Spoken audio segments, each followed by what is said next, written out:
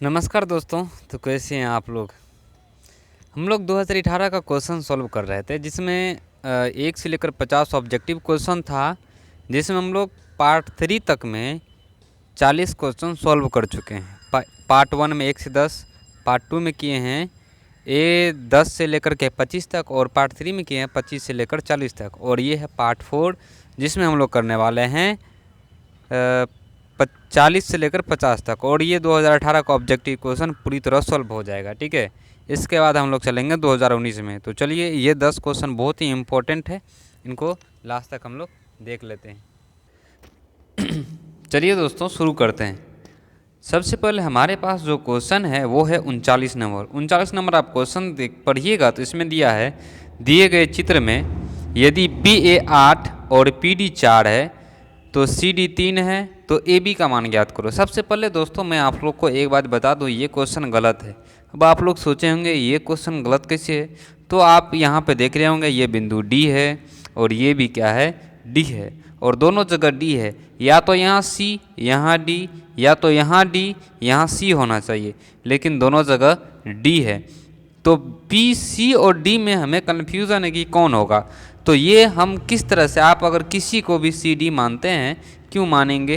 तो इस तरह से हमारा ये क्वेश्चन जो है वो बिल्कुल गलत है। फिगर ही मतलब ये जो मान दिया गया DD, अगर यहाँ C यहाँ D रहता या यहाँ D यहाँ C रहता तो हम कुछ कर सकते थे इसका। ठीक है, तो इसमें फालतू का दिमाग लगाना, अपना टाइम वेस्ट करना है, तो आप किसी भी क्वेश्चन में टिक मार के निकाल सकते हैं। ठीक है, चलिए, अगर आपके पास लास्ट में टाइम बचता है तो निकाल भी सकते हैं, नहीं तो कोई बात नहीं।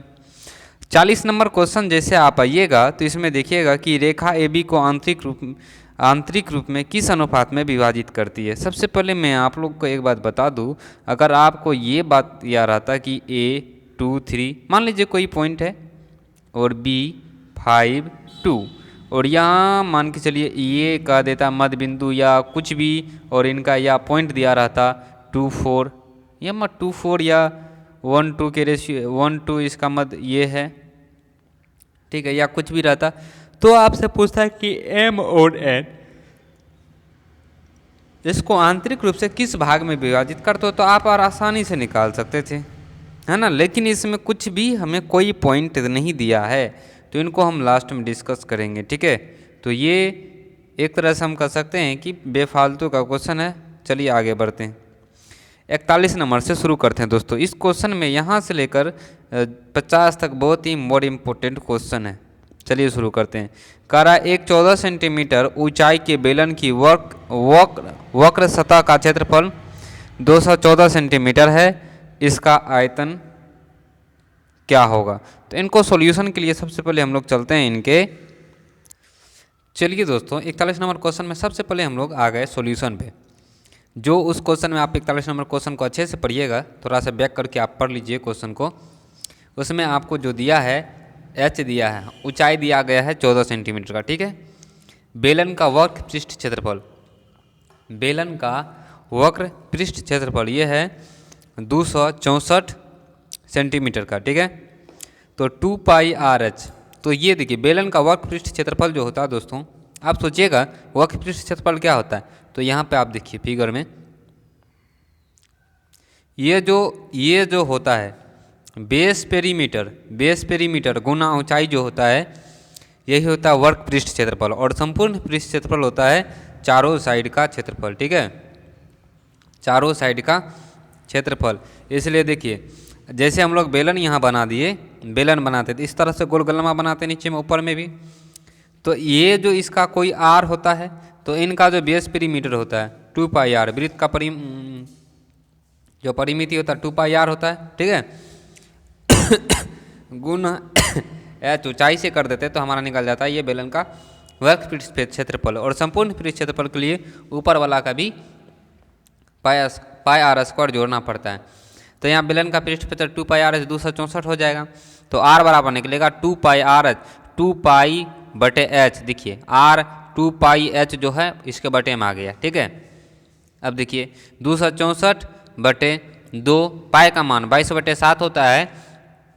जब ये 264 ऊपर में रहेगा बटे में 22/7, तो ये 7 चला जाएगा ऊपर, तो हमारे पास जो हो गया दोस्तों 22 गुना 7, 7 चला गया ऊपर। बटे में आ गया एच, एच होगा ओ एच हो गया हमारा 14। तो आप यहाँ से करिएगा क्या, 2 से इसको हम कटा दिए तो 132 बार में, ठीक है। फिर हमने 7 से इसको कटा दिए 14 को 2 बार में, ठीक है। फिर जो हमने इस 2 से इसको कटा दिए कितने बार में, 66 बार में, ठीक है। ओ एक बार फिर से कर लेते हैं, यहाँ देख लिए 200 ये बटे गुना 7 गुना 14 है। तो आप हमें यहाँ 14 7 दूनी 14, फिर 2 से हमने कर दिया इसको 2 का 2 3 दूनी 6 2 दूनी 4। फिर जो हम यहाँ इस 2 से 66 बार में कटा दिए, ठीक है। फिर 22 से इसको कटा दिए 3 बार में, समझ गए होंगे कैसे कटा यहाँ पर, ठीक है। तो हमारा जो यहाँ आर निकला दोस्तों वो निकल गया 3। और हमें चाहिए वॉल्यूम, हमें चाहिए वॉल्यूम। तो वॉल्यूम निकालने के लिए सबसे पहले हमने क्या किया, वो क्या बेलन का वॉल्यूम होता है पाई आर स्क्वायर एच। तो 22/7 गुना आर का मान हो गया 3 गुना 3 और एच हो गया 14, ठीक है। तो ये हो गया 22 गुना 3 दूनी 3 3 9 दूनी 18। तो ये हो गया 22 गुना 18। देखिए यहाँ पे गुना किए 396। तो हमारा जो आंसर हो गया 396। आप इसको एक जगह लिख सकते हैं, ठीक है।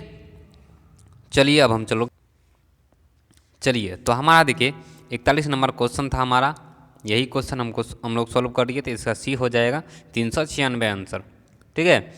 अगला क्वेश्चन देखिए, 2 गोले का आयतन 8:7 है। देखिए आयतन है 8:7, ठीक है। हमारा जो आयतन है वॉल्यूम है भी हम दे दिए, ये 8:7 है, अनुपात में है V1:V2, ठीक है। इसके बाद कह रहा है क्षेत्रफल का अनुपात क्या होगा। चलिए इनको सॉल्व करते हैं हम लोग, आ जाते हैं हम लोग क्वेश्चन।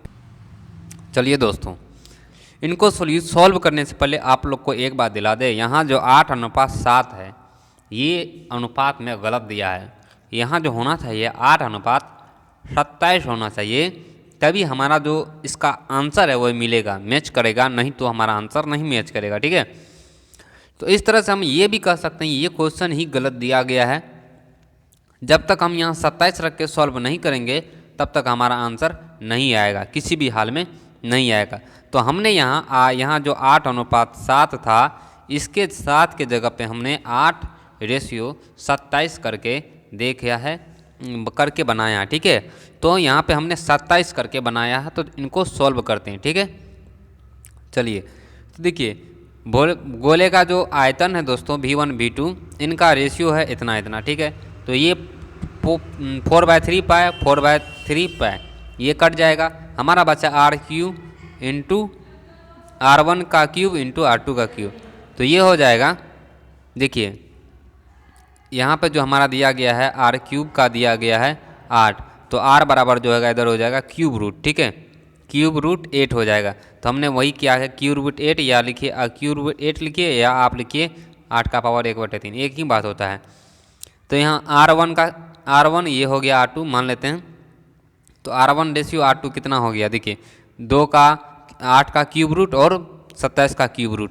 तो ये जो हमारा आया दोस्तों, ये इतना 8 का आता है 2 और इसका आता है कितना, इसका आता है 3, ठीक है। आप लोग जानते होंगे निकालने के लिए।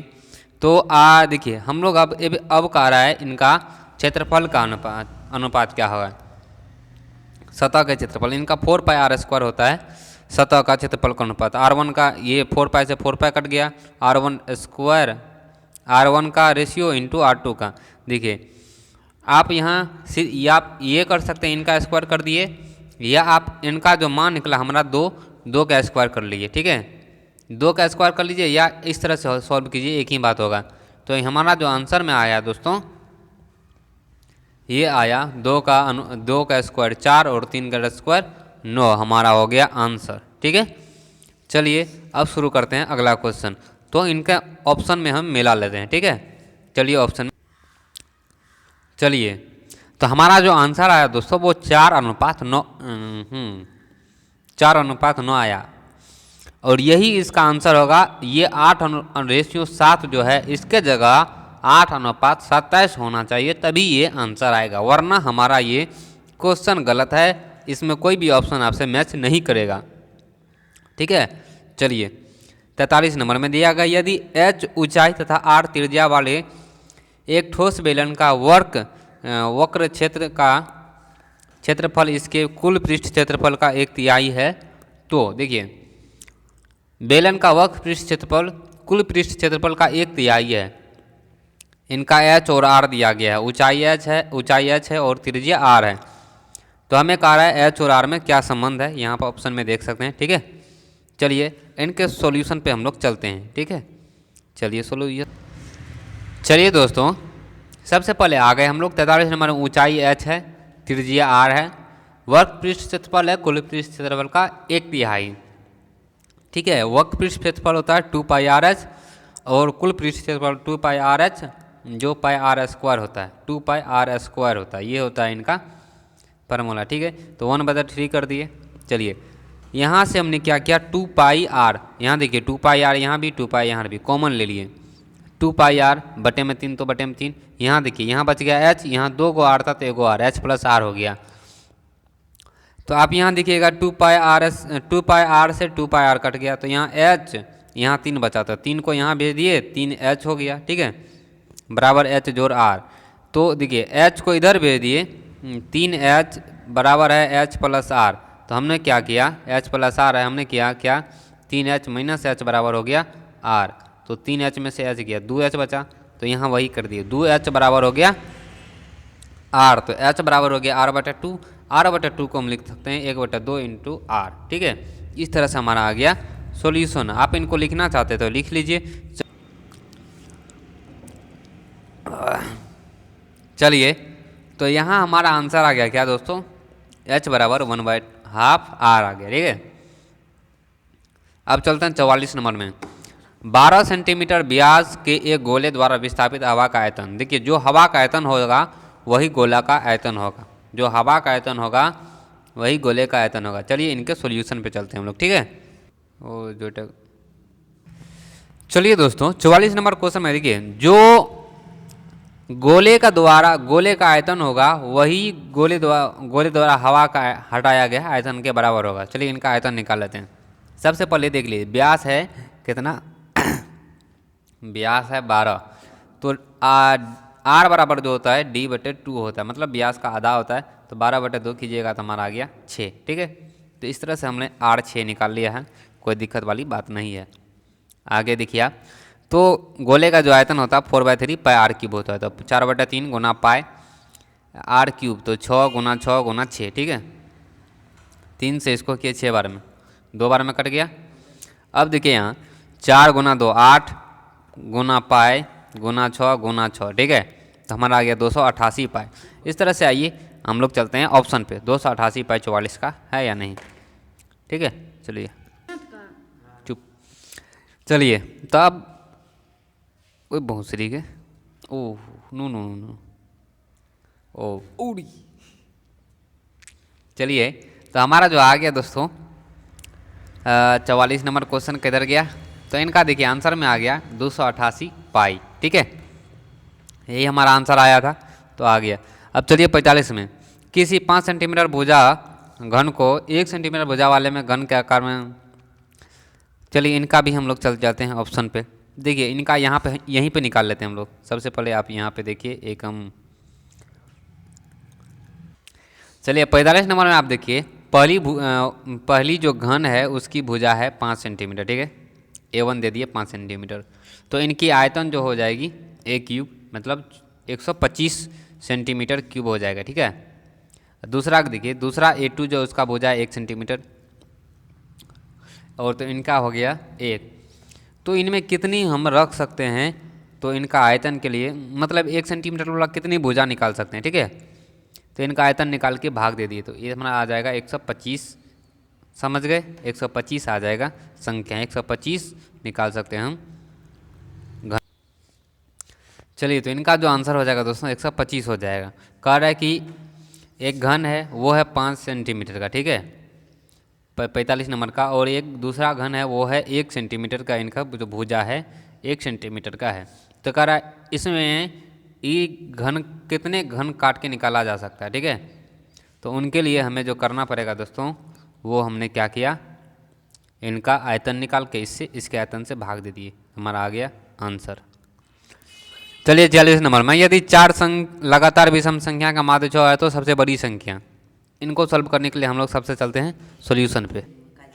चलिए इनको सॉल्व करने के लिए हम लोग सबसे पहले जो है इनमें मान लिए हम कि पहली विषम संख्या x है, ठीक है।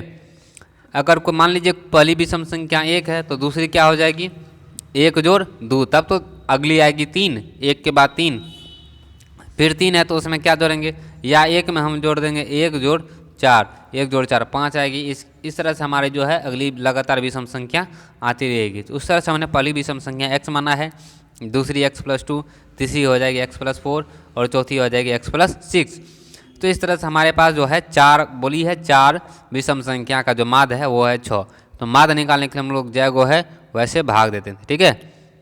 तो यहाँ देखिए, तो ये हो गया हमारा माध्य बराबर कितना आ गया 6, ठीक है।